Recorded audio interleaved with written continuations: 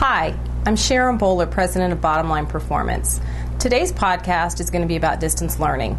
I'm actually going to show you a recent webinar that I did and show you a couple of the delivery tips and a couple of the tips that I used for increasing learner interactivity. Hopefully you'll be able to use these same tips in webinars that you do. So let's take a look. This slide and the ones that follow it are excerpts from a webinar that I conducted last September for the eLearning Guild. I'll show you some key features and tools that I built into my presentation that you can use in yours to enhance your learner's experience. Tip 1. Create and use agenda slides. This is a really simple thing, but don't underestimate its value. It's designed so that I can keep showing it as I go through the webinar. This simple visual helps distance-based learners track where you are in your session. As I go through each part of the presentation, I reproject the agenda slide with the section that I'm preparing to cover appearing in boldface type, like it is here, while the rest is grayed out. Tip number 2, break things into parts. I divided my 60-minute presentation into 6 parts, and I tried to keep each part to approximately 10 minutes in length. Breaking your hour-long presentation into several smaller parts is good instructional design and essential to re-engaging distance learners who have lots of other things competing for their attention. Also, note how many slides that I've got in a section. The most slides I had in a section was 7. Be reasonable about what you can present, and don't go too many slides without involving your learners in some fashion. By breaking things up into smaller parts, it's much easier to re-engage your learners and not to lose them to boredom or other tasks. Tip number 3 is to make sure that you let speakers who are in 2 different locations know who is saying what. This is a typical layout for a content slide. What's important to show you is how you use the notes pages associated with any of your content slides. We had 2 speakers for this session, and we were each in a separate location. The notes page helped us smoothly transition between points. If you have 2 speakers, include the speaker's name at the start of the notes for each slide, and then identify who covers the next slide at the bottom of the notes page. It was hugely helpful, and it made things go along very smoothly. When both of us were going to make comments related to a single slide, we used a different color to distinguish the shift.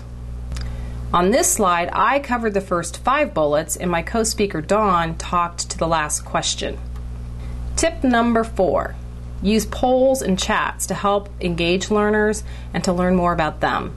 Polls and chats help you connect with learners that you can't see. Find out if folks are paying attention, gather information about them, and get people to interact with you and with each other. Here's what a screen looks like in Adobe Connect when you have a poll. It's pretty easy to see if folks are engaged.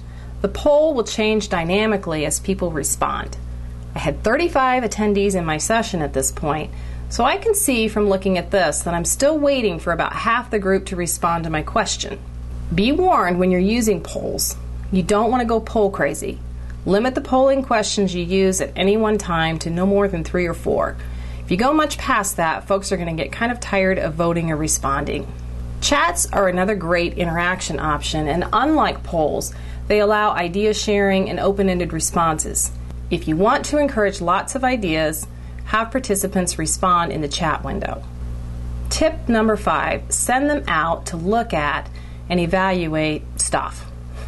Another great way to get folks doing things in your distance session is to share links and items that you want them to go out and analyze. In my session, I shared several websites and video clips and had attendees jot down notes while they viewed the samples. I then used a combined poll question and chat question so they could first vote for their favorite and least favorite podcasts and then use the chat feature to explain their vote to me. Tip number 6, give your learners handouts. The handouts that you provide are also a tool for engagement, and they're critical to helping learners understand and follow the presentation. Our handouts were not just copies of the slides. We actually created examples of the tools we used and provided those examples to learners. It was tremendously helpful to them, and it also was a great takeaway. Tip number 7, and this is my last tip.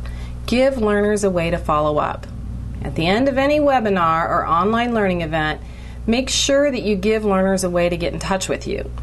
Like the first tip on agendas, this one sounds really simple, but it can make a big difference. That's all for today. Thanks for watching. Next month's podcast is going to be about Moodle. I'm going to share the story, or at least a part of it, of how Bottom Line Performance has installed and used Moodle.